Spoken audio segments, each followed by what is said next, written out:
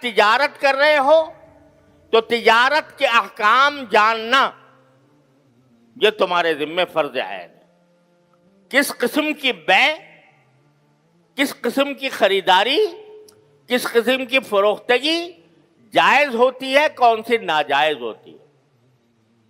مثلا ایک مثال دیتا ہوں کہ رسول کریم صلی اللہ علیہ وسلم نے ارشاد فرمایا کہ اگر کوئی شخص کوئی چیز خریدے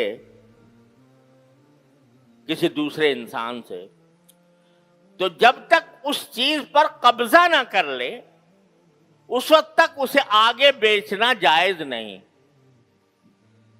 یہ ایک بہت حکیمانہ حکم ہے جس کے خلاف ورزی کے نتیجے میں آج ہمارے ہاں فساد پھیلا ہوا ہے. سٹے بازی کا بازار اسی وجہ سے گرم ہے، اس لیے کہ شریعت نے یہ کہا ہے کہ بھئی جب کوئی چیز تم خریدو کہیں سے تو جب تک تمہارے قبضے میں نہ آ جائے تو اس وقت تک تم اس کو آگے بیچ نہیں سکتے. اور آج بازاروں میں اس کا کوئی اہتمام ہی نہیں.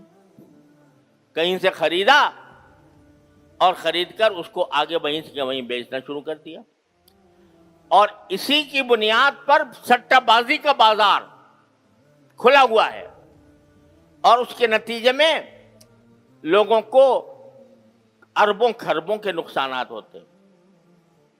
یہ جو آپ لوگ اخبارات میں پڑھتے ہوں گے اور اس میں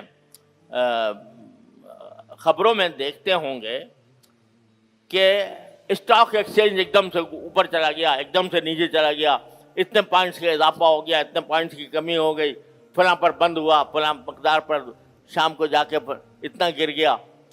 کوئی ایک قصہ ملک میں ایسا پیش آ گیا کہ جس کی وجہ سے اسٹاک ایکسچینج اوپر چلا گیا، کہیں نیچے چلا گیا. یہ کیا ہو رہا ہے؟ یہ سارا بیع قبل القبض ہو رہی ہے، بلکہ بیع ما لا یملک ہو رہی ہے. یعنی جو چیز انسان کی ملکیت ہی میں نہیں ہے اس کو فروخت کر رہا ہے. ابھی ملکیت میں آئی ہی نہیں، قبضہ تو درکنار، ابھی ملکیت ہی نہیں آئی، اور اس نے اس کو آگے بیچ دیا اس توقع پر کہ بھئی میں خرید لوں گا، پھر اگر دینے کی نوبت آئی تو میں خرید کے دے دوں گا. یہ سٹہ بازی ہو رہی ہے اسٹاک ایکسچینج میں، اور اس کی وجہ سے ایک دم سے آپ دیکھتے ہیں کہ جو قیمتیں ہیں وہ کئی آسمان تک پہنچ گئیں کسی ایک واقعے کی وجہ سے، اور ایک دم سے نیچے دھڑام سے نیچے گر گئی. یہ کیوں ہو رہا ہے؟ یہ سارا نبی کریم سرور دو عالم صلی اللہ علیہ وسلم کے ارشاد کی خلاف ورزی کی وجہ سے ہو رہا ہے. کہ رسول کریم صلی اللہ علیہ وسلم فرمایا لا تبع ما لا تملک، جو چیز تمہاری ملکیت میں نہ ہو اس کو فروخت نہیں کر سکتے. تو اب جو ہے کہ تاجر ہے ایک، تو تاجر کے ذمے فرض ہے، فرض عین ہے کہ وہ خرید و فروخت کے بنیادی مسائل اس کو پتہ ہوں.